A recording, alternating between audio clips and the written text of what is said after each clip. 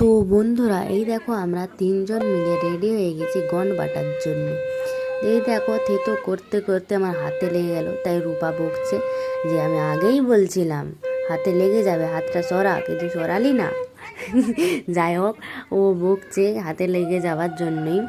কিন্তু চলো, কারণ এই গন বাটাটা হচ্ছে মেয়েদের বাড়িতে পাঠাতে হয়, মানে হলুদ গায়ে লাগাবে, এই হলুদ তাই তাই তিনজন লাগে, তিনজন একসঙ্গে মিলেই হলুদটা থেতো করতে হয়।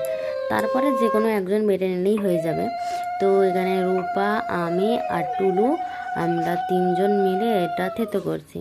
এবার হয়ে গেল, গুছিয়ে দিলাম। রূপা এবার একাই করে নেবে, সবাই বলছে এবারে একা বাটলেই হবে। তো আমাদের তো হয়ে গেছে, তো এবারে রূপা করে নেবে।